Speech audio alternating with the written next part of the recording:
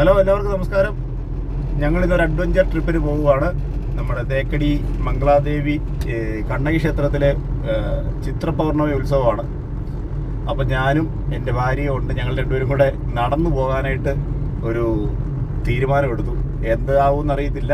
എന്തായാലും 14 കിലോമീറ്റർ നടക്കാൻ തീരുമാനിച്ചു കാട്ടിലാത്തോടെ. ഇതൊക്കെയല്ലേ ഉള്ളൊരു ജീവിതത്തിൽ നമുക്കുള്ളൊരു എൻ്റർടൈൻമെൻറ്റ് എന്ന് പറയുന്നത്. അപ്പോൾ ബാക്കി കാഴ്ചകളൊക്കെ വഴിയെ കാണാം. ഓക്കെ.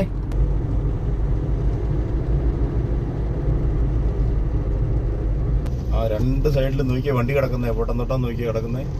ഇതൊക്കെ അങ്ങോട്ട് പോകാൻ വന്നേക്കുന്ന ആൾക്കാർ വണ്ടി രണ്ട് സൈഡിലും പാർക്ക് ചെയ്തിട്ട് പോയേക്കുന്നതാണ്. അപ്പോൾ വെളുപ്പാങ്കാലത്ത് തന്നെ എല്ലാവരും വന്നു. ഇപ്പോൾ സമയം 7:30 രാവിലെ. ഞങ്ങൾ കുറച്ച് ലേറ്റായി പോയി ഇറങ്ങാനായിട്ട്. നോക്കി. അപ്പോൾ ഈ വീഡിയോയുടെ തുടക്കത്തിൽ തന്നെ ഒരു കാര്യം, 4.5 മണിക്കൂർ വനത്തിലൂടെയുള്ള ദുർഘടമായ പാതയിലൂടെ നടന്നാണ് ഈ വീഡിയോ ഷൂട്ട് ചെയ്തിരിക്കുന്നത്. അപ്പോൾ നിങ്ങളെല്ലാവരുടെയും സഹകരണം ഉണ്ടാകണം. വീഡിയോ മുഴുവൻ കാണണം, ലൈക്ക് ചെയ്യണം, അതുപോലെ തന്നെ ഷെയർ ചെയ്യണം, അതുപോലെ തന്നെ ചാനലൊന്ന് സബ്സ്ക്രൈബ് ചെയ്യണം, സപ്പോർട്ട് ചെയ്യണം. Okay, thank you. അങ്ങനെ ഞങ്ങൾ അതിർത്തി ചെക്ക് പോസ്റ്റിലെത്തിയേക്കാണ്. ഇനി കാട്ടിലൂടെയുള്ള നടത്തമാണ്. അവിടെ വന്ന് ചെക്കിങ് പോലീസ് പാസ്സൊക്കെ ചെക്ക് ചെയ്താണ് വണ്ടികൾ അകത്തോട്ട് കടത്തി വിടുന്നത്.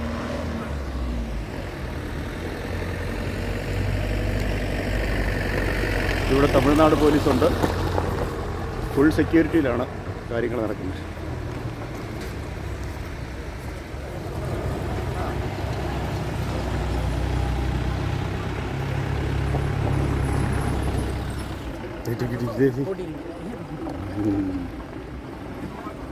എന്തിനോ പോവാണ്, എവിടെ ചെന്ന് എത്തുമെന്ന് ഒരു പിടിയില്ല.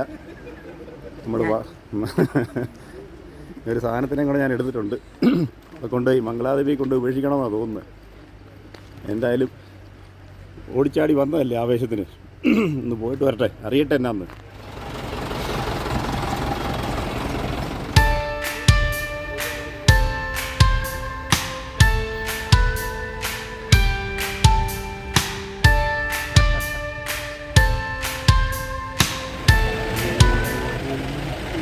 അവിടെ എല്ലാവരും ഇറങ്ങി ചെക്കിങ്ങിന് പോകണമെന്ന് തോന്നുന്നു. അവിടെ ഇതെല്ലാവരും ഇറങ്ങി പോകുന്നു.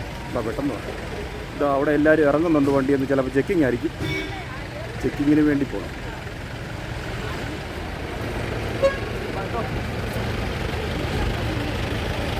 ആംബുലൻസൊക്കെ അവിടെ റെഡിയായിട്ട് കിടപ്പുണ്ട്.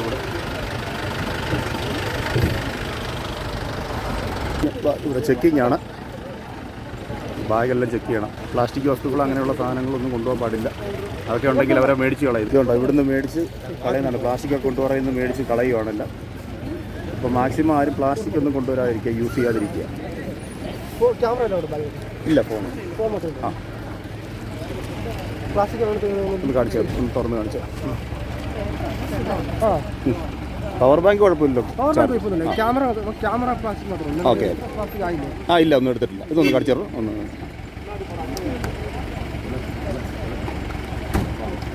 ഒരു ട്രൈപോഡ്, ഒരു പവർ ബാങ്ക്, വെള്ളം, അത്രയും. Thank you. സ്ട്രിക്റ്റായിട്ട് ചെയ്യേണ്ട ഒരു കാര്യമാണ്. ഫോറസ്റ്റിനുള്ളിൽ പ്ലാസ്റ്റിക്കോ അങ്ങനെയുള്ള സാധനങ്ങളൊന്നും ഉപേക്ഷിക്കരുത്. കാരണം മൃഗങ്ങളൊക്കെ വന്ന് ഇത് കഴിക്കും. അപ്പോൾ അതുകൊണ്ട് അങ്ങനെയുള്ള കാര്യങ്ങൾ കെയർഫുള്ളാവുക.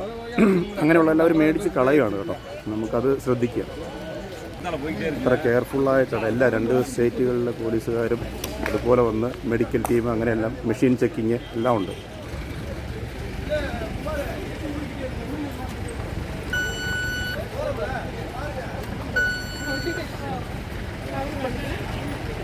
Thank you.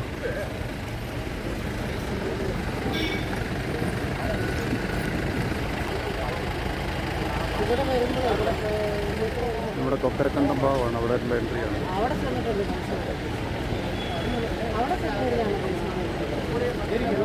അങ്ങനെ നമ്മൾ കൊക്കരക്കണ്ടം റേഞ്ചിലേക്ക് എൻട്രി ചെയ്തിരിക്കുകയാണ്. ഏട്ടാ, അവർ ഉത്സവത്തിന് പോകുന്ന ആളോ? ആ, അവർക്ക് ഉത്സവം. അണ്ണാ വണക്കം. അണ്ണാ പോലെയാ?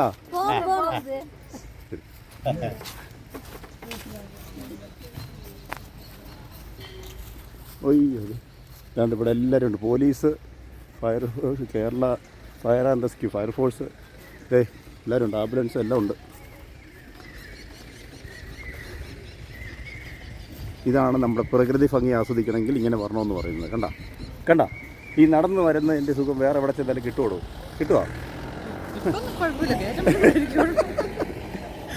എന്താണേലും എന്നാ ഇതൊക്കെ നമ്മൾ എൻജോയ് ചെയ്യണം. നമ്മൾ വെറുതെ ഇങ്ങനെ ഇരുന്നിട്ട് കാര്യമില്ല. നോ സ്മോക്കിംഗ്, കാടിനുള്ളിൽ നോ സ്മോക്കിംഗ് എന്ന് എഴുതി വെച്ചേക്കേണ്ട കാരണം നമ്മൾ ഈ തീയൊക്കെ ഇട്ടിട്ട് അങ്ങ് പോവും. അവിടെ കിടന്ന് ചിലപ്പോൾ തീ പിടിക്കും. അതുകൊണ്ടാണ് നോ സ്മോക്കിംഗ് എഴുതി വെച്ചേക്കുന്നത്.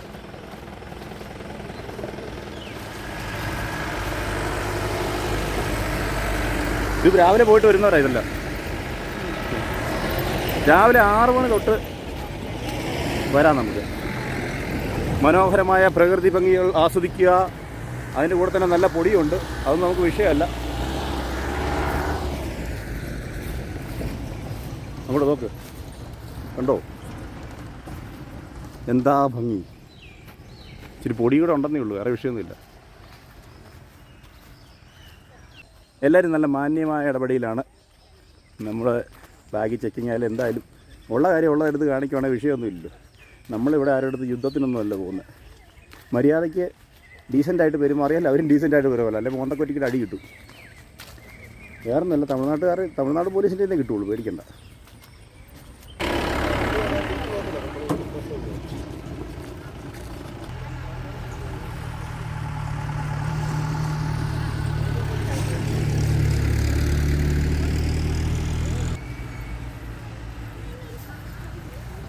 ജീപ്പ് അതേ മെയിൻ റോഡിൽ കൂടെ പോകുന്നു. ഞങ്ങളിതേ കുറുക്ക് വഴി കൂടെ വരുന്നു. ഈ നമ്മുടെ ഇതെന്നതാ? ദിസ് ഈസ് എലിഫന്റ് പിണ്ടം. ആഹാ, എന്തായാലും അതൊരു സാധനം കണ്ടുപിടിച്ചു, ആനപ്പിണ്ടം കിടക്കുന്ന കണ്ടുപിടിച്ചു. അങ്ങനെ ആദ്യമായിട്ട് നമ്മുടെ ജിനുമോള് ഒരു സാധനം കൃത്യമായി ഫൈൻഡ് ചെയ്തിരിക്കുകയാണ്. ആനപ്പിണ്ടം കണ്ടോ? ഇവിടെയൊക്കെ കാട്ടാന വന്നിറങ്ങി പോകുന്ന സ്ഥലം. അതേ നോക്കിയേ, ഫ്രഷ് അല്ലെന്ന് തോന്നുന്നു. ഇതേ കിടക്കുന്ന ആനപ്പിണ്ടം. വർഷങ്ങളൊന്നും ആയിട്ടില്ല, അടുത്ത കാലത്തെങ്ങാണ്ട് വന്നിട്ട് പോയതല്ലേ. കഴിഞ്ഞ വർഷമാണ് ഒരു ത്രില്ലുണ്ടായിരുന്നു, ആരിക്കൊമ്പനൊക്കെ ഉണ്ടായിരുന്നു. ഇപ്പോൾ 1 മണിക്കൂറായി ഞങ്ങൾ നടക്കാൻ തുടങ്ങിയിട്ട്. 7:45 തുടങ്ങിയതാണ്, ഇപ്പോൾ 8:45, 8:50. 1 മണിക്കൂറായി. പിന്നെ ഒറ്റ പ്രശ്നം, പൊടി, നല്ല പൊടിയാണ്, അതല്ലാതെ വേറെ വിഷയം. എടോ മൂക്ക് കൊത്ത്. വഴിക്ക് ഇവിടെ കുടിവെള്ളം എല്ലാം വെച്ചിട്ടുണ്ട്, ആവശ്യമുള്ളവർക്കെല്ലാം വന്ന് വെള്ളം കുടിക്കാം. അങ്ങനെ ഓരോ സ്ഥലങ്ങളിലായിട്ട് കുടിവെള്ളമുണ്ട്.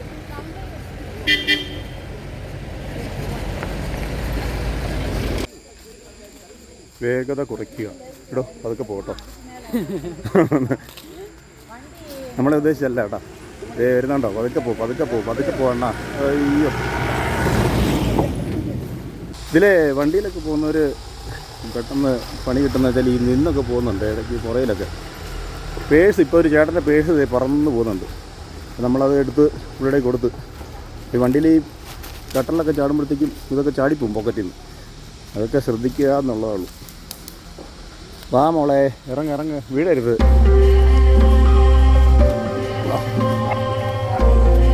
ഒരു രക്ഷയില്ല, പൊടി അല്ലെങ്കിൽ അടിപൊളി എന്നുവെച്ചാൽ വണ്ടികളെ ബഹളം, നൂറുകണക്കിന് പിന്നെ പൊടിയില്ലായിരുന്നു.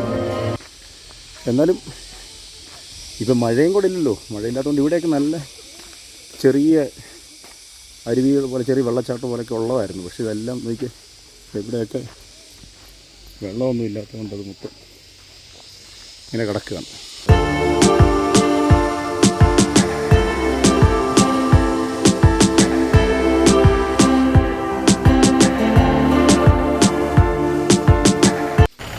നമ്മുടെ ആരോഗ്യം നമ്മൾ സംരക്ഷിക്കുക. അതുകൊണ്ട് ഉഴുന്നുവട പാഴ്സൽ മേടിച്ചിട്ട് വന്നിട്ടുണ്ടായിരുന്നു. ലൈറ്റ് ഫുഡ് കഴിച്ച് കയറുന്നതാണ് എപ്പോഴും നല്ല, അല്ലെങ്കിൽ പിന്നെ നമ്മൾ മടുക്കും. അവിടെ ചെല്ലുമ്പോൾ ഫുഡൊക്കെ ഉള്ള.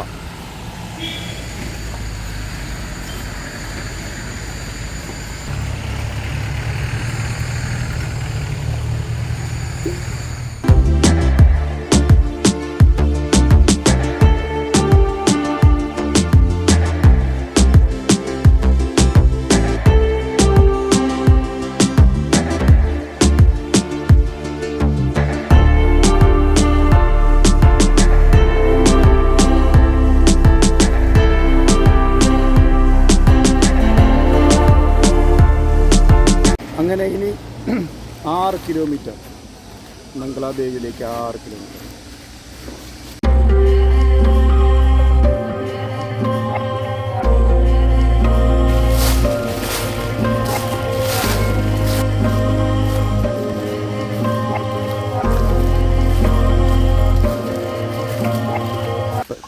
കുടിവെള്ളം വേണ്ടവർക്ക് ഇവിടുന്ന് കുടിക്കാം. അങ്ങനെ ഓരോ 1-2 കിലോമീറ്റർ ഇടയ്ക്ക് ഇങ്ങനെ കുടിവെള്ളം വെച്ചിട്ടുണ്ട്.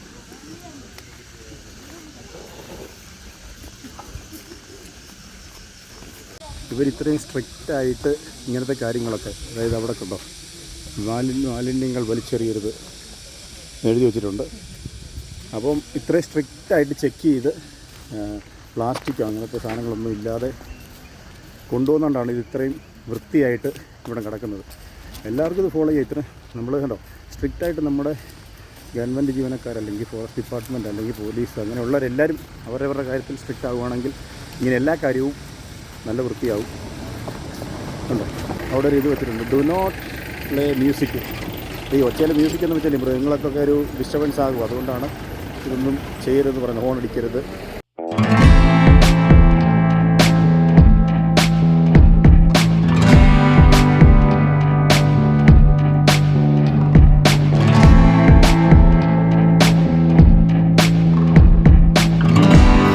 കൂട്ടിയാണ് ഒരു രക്ഷയില്ലാത്ത കൂട്ടി. മാസ്ക് എടുത്ത് വെച്ചിട്ട് കൊണ്ടുവരാൻ പറഞ്ഞു.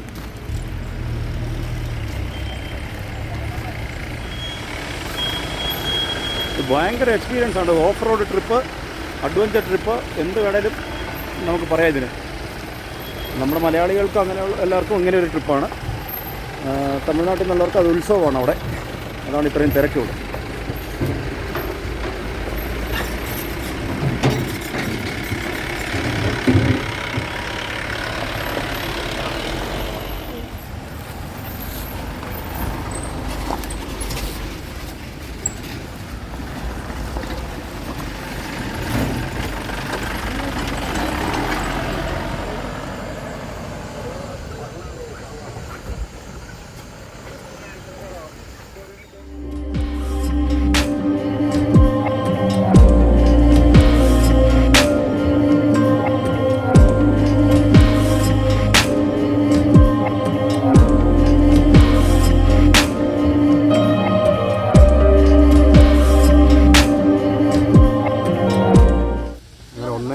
മണിക്കൂറത്തെ നടത്തിയതിന് ശേഷം ഞങ്ങളൊരു 5 മിനിറ്റ് ഇവിടെ റെസ്റ്റ് എടുക്കുകയാണ്. വെള്ളം എടുത്തു.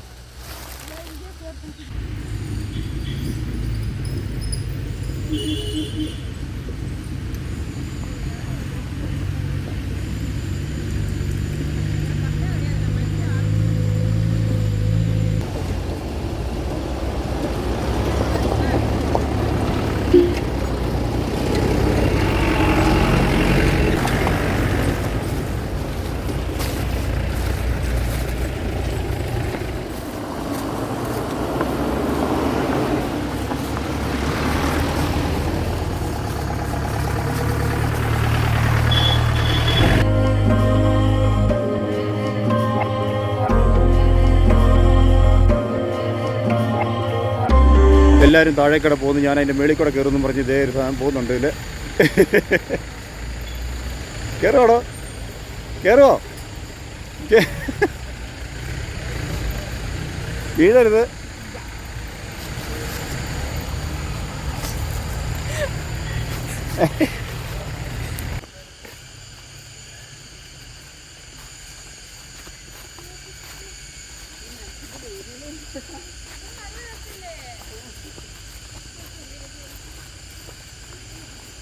മരത്തിൻ്റെ കാണൂ, ആസ്വദിക്കൂ. പൊടിമേളം, പൊടിമേളം. അമ്മ ഒരു രക്ഷയില്ലാത്ത പൊടിയാ.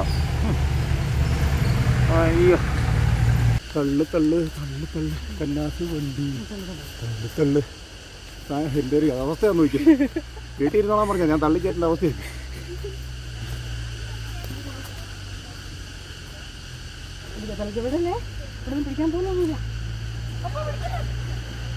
പിടിച്ച് കയറ്.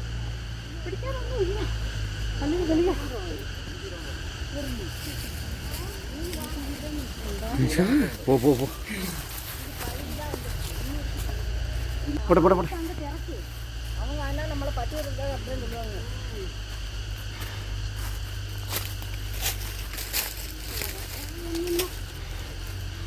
ഉണ്ടോ അത്രയും കറങ്ങാതെ ഇവിടെ വന്നില്ലേ? Short cutting.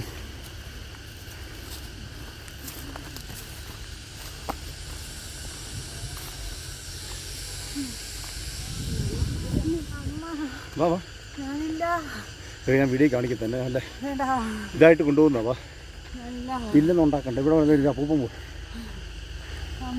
ഫുഡുണ്ട് മേടിച്ചില്ലേ പോവാ?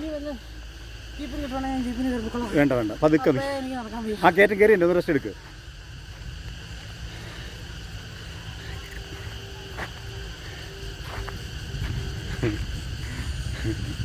അറ്റാക്ക് ഉണ്ടാവുമോ? അങ്ങ് കാണുന്ന അതേ അടുത്താ കേട്ടോ, അതേ അടുത്താടോ. ആ കാണുന്ന അതുണ്ടോ, അവിടെ വരെ പോയാൽ മതി. ഡോ അവിടെ വരെ പോയാൽ മതി, അത്രയും കൂടെ ഉള്ളൂ. ആ കുറച്ചേ ഉള്ളൂ. വാ വാ വാ വാ വാ.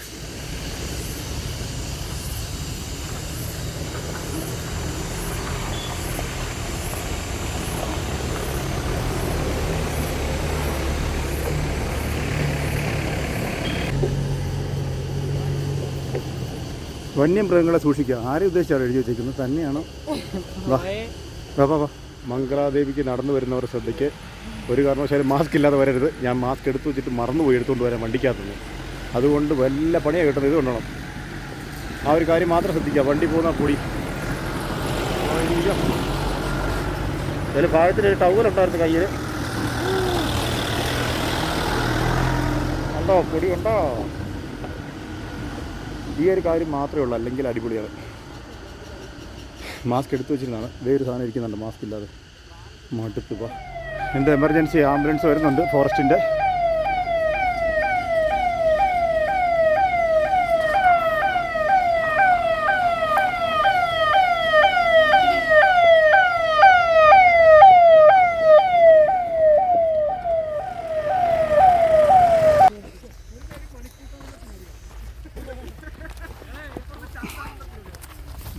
എൻ്റെ പോലെ എന്നെ പറിച്ച് താഴെ ഇടുന്നു.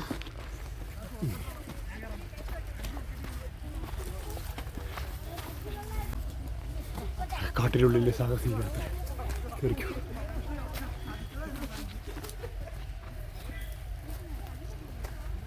കല്ലടിക്കല്ലേ, കമ്പൊന്നും കൊള്ളല്ലേ. നീ തന്നെ അർത്ഥരുത്തി വിട്. കൈനൂറ് രൂപ.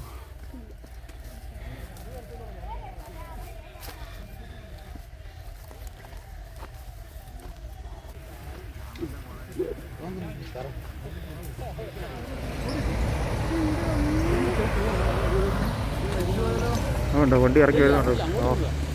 കണ്ണുകൊണ്ട് കാണുന്നതുകൊണ്ട് പേടിക്കണം. സിമ്പിൾ.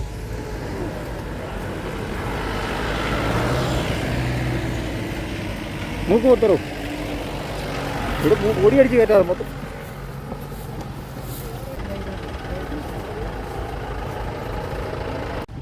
പൊന്മല കയറ്റം കഠിനം പൊന്നയപ്പ. ആഹാ ഇത് നോക്കിയേ,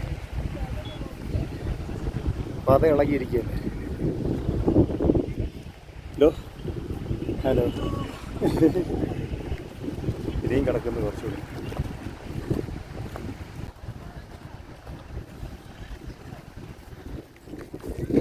ആണ്ട കാണുന്നു താഴെ.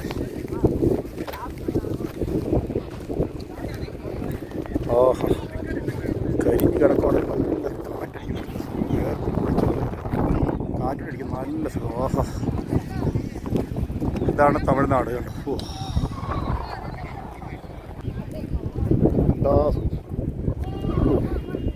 ഈ വേർത്തിട്ട് ആ കാറ്റോടെ അടിക്കുമ്പോൾ നല്ല എ സിക്കകത്തിരിക്കുന്ന ഫീലാണ്. അതുപോലെ കാറ്റടിക്കുന്നു.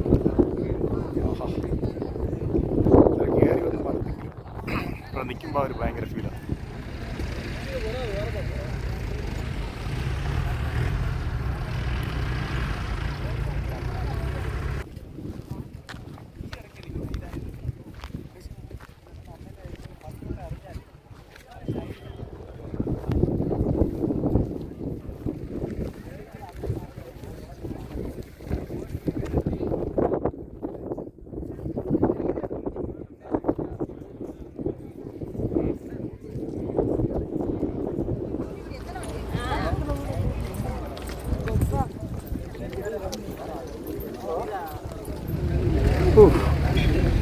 നമ്മൾ ഡെസ്റ്റിനേഷനിലേക്ക് എത്തിക്കൊണ്ടിരിക്കുകയാണ്. ഒരു 4.5 മണിക്കൂറായി നമ്മൾ നടക്കാൻ തുടങ്ങി.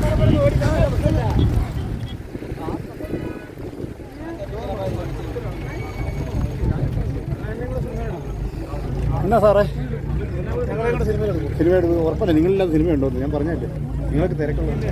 പക്ഷേ അങ്ങനെ നമ്മൾ മേളിൽ വന്ന് ഇവിടെ ഫുഡ് കൊടുക്കുന്നുണ്ട്. തമിഴ്നാട് ഫുഡ് കഴിച്ചിട്ട് നമുക്ക് മേളിലോട്ട് പോകും. ഇവിടെ മെഡിക്കൽ ടീം എല്ലാം ഉണ്ട് തന്നെ. മെഡിക്കൽ ടീം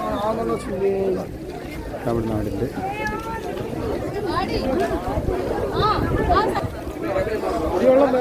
അങ്ങനെ ഫുഡ് കിട്ടി. ഇതല്ലേ തക്കാളി ചോറ്, തക്കാളി ചോറ് ഇതാണ് സാധനം.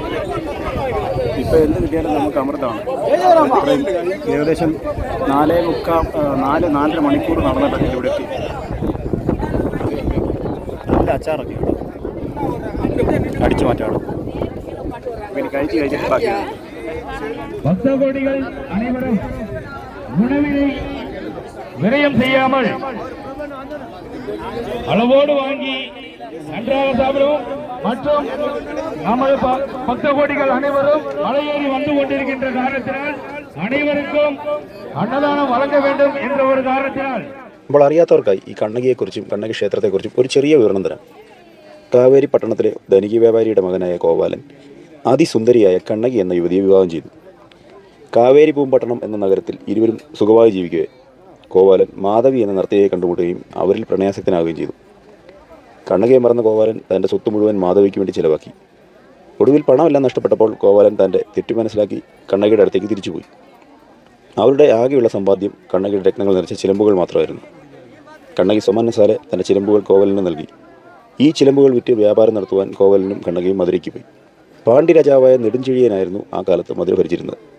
ഇതേ സമയത്ത് രാജ്ഞിയുടെ ഒരു ചിലമ്പ് മോഷണം പോയി. കണ്ണകിയുടെ ചിലമ്പുമായി കാണാൻ വളരെ സമയമുണ്ടായിരുന്ന ഈ ചിലമ്പുകളുടെ ഒരേ ഒരു വ്യത്യാസം, രാജ്ഞിയുടെ ചിലമ്പുകൾ മുത്തുകൾ കൊണ്ട് നിറച്ചായിരുന്നെങ്കിൽ കണ്ണകിയുടേത് രത്നങ്ങൾ കൊണ്ട് നിറച്ചായിരുന്നു. ചിലമ്പ് വിൽക്കാൻ ചന്തയിൽ പോയ കോവലനെ കള്ളനെന്ന് ധരിച്ച് രാജാവിൻ്റെ ഭടന്മാർ പിടികൂടി. രാജാജ്ഞ അനുസരിച്ച് കോവലൻ്റെ ശിരസ് ഛേദിച്ചു. ഇതറിഞ്ഞ കണ്ണകി രാജാവിൻ്റെ മുന്നിൽ കോവലൻ്റെ നിരപരാധിത്വം തെളിയിക്കുവാൻ പാഞ്ഞെത്തി. കൊട്ടാരത്തിലെത്തിയ കണ്ണകി തൻ്റെ ചിലമ്പ് പൊട്ടിച്ചപ്പോൾ അതിൽ നിന്ന് രത്നങ്ങൾ ചിതറി. രാജ്ഞിയുടെ ഒരു ചിലമ്പ് പൊട്ടിച്ചപ്പോൾ അതിൽ നിന്ന് മുത്തുകളും ചിതറി. തങ്ങളുടെ തെറ്റ് മനസ്സിലാക്കിയ രാജാവും രാജ്ഞിയും പശ്ചാത്താപം കൊണ്ട് മരിച്ചു. ഇതിൽ മതി വരാതെ കണ്ണകി തൻ്റെ ഒരു മുല പറിച്ചെടുത്ത് മധുരയിലേക്ക് വരച്ചെറിഞ്ഞ് നഗരം മുഴുവൻ വെന്തു വെണ്ണീറാവട്ടെ എന്ന് ശപിച്ചു. കണ്ണകിയുടെ പാതിവൃത്തത്താൽ ഈ ശാപം സത്യമായി.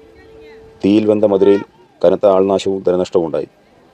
നഗരദേവതയായ മധുര മീനാക്ഷിയുടെ അപേക്ഷ അനുസരിച്ച് കണ്ണകി തൻ്റെ ശാപം പിൻവലിച്ചു. കണ്ണകിക്ക് മോക്ഷം ലഭിച്ചു.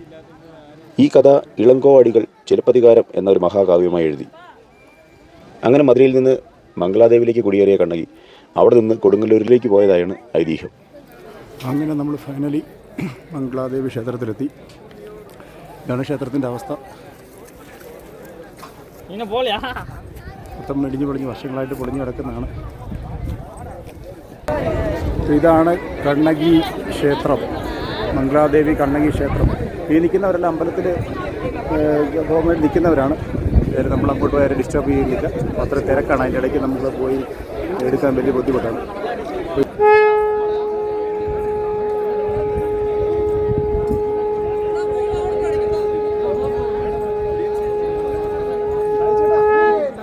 അവിടെ പൂജ നടക്കുകയാണ്. സ്വാമി ശങ്കർക്ക് പോകുന്നുണ്ട്. പൂജ നടന്നുകൊണ്ടിരിക്കുകയാണ്. ലക്ഷക്കണക്കിന് ആൾക്കാരാണ് വരുന്നത് ഈ ഒരു ദിവസം ഇവിടെ കാണാനായിട്ട്. എന്തായാലും നമ്മളവിടെ പോയി ഭക്തരെ നമ്മൾ ശല്യം ചെയ്യേണ്ട. നമ്മൾ ഈ ഒരു സൈഡിൽ കൂടെ അമ്പലത്തിൻ്റെ ചുറ്റുവട്ടം ഒന്ന് കവർ ചെയ്തിട്ട് പോകാം. ഇതെല്ലാം പൊളിഞ്ഞ് കിടക്കുകയാണ്. ഇവരെന്തുകൊണ്ടത് പുനരുദ്ധാരണം ചെയ്യുന്നില്ല എന്നറിയില്ല. എന്തായാലും അതൊരു ആ പാരമ്പര്യം അങ്ങനെ തന്നെ പുരാതന ചേരനാട്ടിലെ മഹാരാജായിരുന്ന ചേരൻ ചെങ്കോട്ടുവൻ ഏകദേശം 2000 വർഷങ്ങൾക്ക് മുമ്പ് വണ്ണാത്തിപ്പാറയിൽ കണ്ണകിക്ക് വേണ്ടി ക്ഷേത്രം സ്ഥാപിക്കുകയും അതിനെ കണ്ണകിക്കോട്ടം അല്ലെങ്കിൽ മംഗളാദേവി കണ്ണകി ക്ഷേത്രം എന്ന് വിളിക്കുകയും പതിവ് പൂജകൾ നടത്തുകയും ചെയ്തിരുന്നു. പുരാതന ചേരശൈലിയിൽ കല്ലുകൾ അടുക്കി വെച്ചാണ് മംഗളാദേവി ക്ഷേത്രത്തിൻ്റെ നിർമ്മാണം. ചിത്ര പൗർണമി നാളിൽ ധാരാളം ഭക്തർ ക്ഷേത്രം സന്ദർശിക്കാറുണ്ട്. തമിഴ്നാട്ടിലെ തേനി ജില്ലയുടെയും കേരളത്തിലെ ഇടുക്കി ജില്ലയുടെയും അതിർത്തിയിലാണ് ഈ മംഗളാദേവി ക്ഷേത്രം സ്ഥിതി ചെയ്യുന്നത്. കേരളത്തിൽ ഇടുക്കിയിൽ തേക്കടിയിൽ നിന്ന് 14 കിലോമീറ്ററും തേനി ജില്ലയിലെ പഴങ്കുടിയിൽ നിന്ന് 7 കിലോമീറ്ററുമാണ് മംഗളാദേവി ക്ഷേത്രത്തേക്കുള്ള ദൂരം. വർഷത്തിലൊരു ദിവസം, അതായത് ചിത്ര പൗർണമി ദിവസം മാത്രമേ ക്ഷേത്രത്തിൽ പ്രവേശനം അനുവദിക്കൂ. തർക്കപ്രദേശമായതിനാൽ തേനി, ഇടുക്കി ജില്ലാ കളക്ടർമാരുടെയും പോലീസ് മേധാവികളുടെയും സാന്നിധ്യത്തിൽ മാത്രമാണ് ക്ഷേത്രത്തിൽ പ്രവേശനം.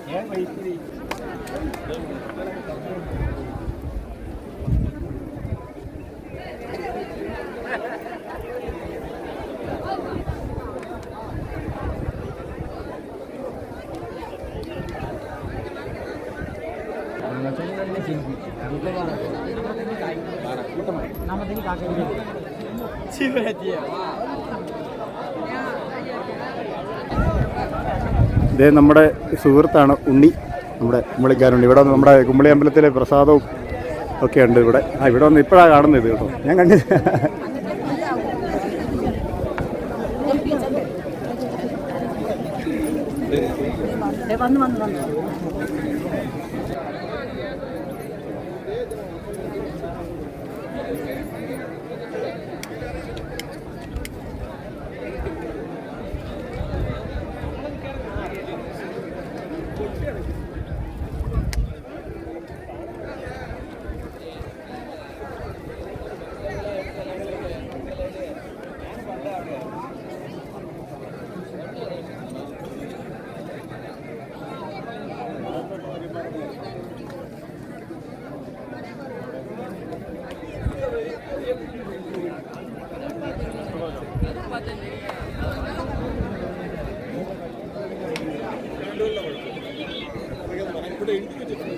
ഫൈനലി ഞങ്ങളിവിടെ കണ്ണകി ക്ഷേത്രത്തിലെത്തി.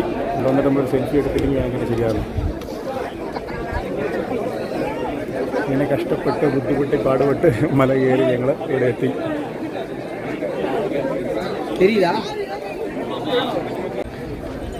ഇങ്ങനെ ഞങ്ങളിവിടെ വന്നതിൻ്റെ ലക്ഷ്യം പൂർത്തീകരിച്ചു. ഇനിയിപ്പോൾ തിരിച്ചു പോകുന്ന വീഡിയോ ഒന്നും കാണിക്കേണ്ട കാര്യമില്ല. ഇനിയിപ്പോൾ ജീപ്പ് വിളിച്ച് കയറി പോകണം. നടന്നു പോകുന്നതെന്ന് പറയുന്നത് പ്രാക്ടിക്കലല്ല, ഭയങ്കര പൊടിയും കാര്യങ്ങളാണ്. പൊടി കൂടെ നടന്നു പോകാൻ വലിയ ബുദ്ധിമുട്ടാണ്. അപ്പോൾ എന്തായാലും നല്ലൊരു എക്സ്പീരിയൻസ് ആയിരിക്കും നിങ്ങൾക്കെന്ന് ഞങ്ങൾ കരുതുന്നു. ഞങ്ങൾക്ക് നല്ല എക്സ്പീരിയൻസ് ആയിരുന്നു, പ്രത്യേകിച്ച് ജിനിമോൾക്ക് നല്ല എക്സ്പീരിയൻസ് ആയിരുന്നു. അപ്പോൾ എന്തായാലും എല്ലാവർക്കും വീഡിയോ ഇഷ്ടപ്പെടുമെന്ന് വിചാരിക്കുന്നു. ഓക്കെ, അപ്പം കാണാം. 1 മണിക്കൂർ ഇവിടെ നിന്നിട്ട് ജീപ്പ് കിട്ടിയില്ല, ഭയങ്കര തിരക്കാണ്. അപ്പം ഞങ്ങളിത് പതുക്കെ നടക്കാൻ തീരുമാനിച്ചു, ഇല്ലെങ്കിൽ നടപടിയാകത്തില്ല. കാരണം ഫുള്ള് ഭയങ്കര ഇടിയും പൊടിയും എല്ലാം കൂടെ. അപ്പം മിക്കവാറും തിരിച്ച് നടക്കേണ്ടത് തന്നെ അവസ്ഥയായിരിക്കും. അതുപോലെ ഞങ്ങൾ നടക്കും, കാരണം അല്ലെങ്കിൽ ഭയങ്കര തിരക്കാണ് അവിടെ എല്ലാം. അതുകൊണ്ട് വണ്ടി ഇങ്ങനെ കിടക്കുകയാണ്, ഒരു രക്ഷയില്ല പോകാനായിട്ട്. അപ്പോൾ എന്തായാലും പുതിയൊരു എക്സ്പീരിയൻസ് വീണ്ടും ആയി നടന്നു പോവുകയാണ്.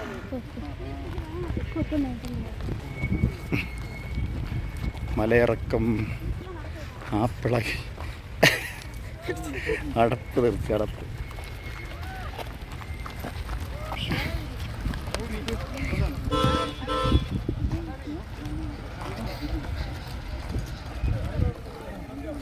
ഈ മല ഇറങ്ങിക്കൊണ്ടിരിക്കുക.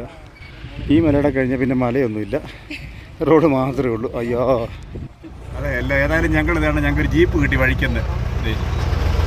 അങ്ങനെ പകുതി വഴിക്ക് ഞങ്ങളുടെ നടത്തം നിർത്തി അല്ലേ ബ്രോ? ഞങ്ങൾക്ക് ഏതാണ്ട് ഫ്രണ്ടിനെ കിട്ടുന്നുണ്ട് പറയില്ല, ഗോപൻ.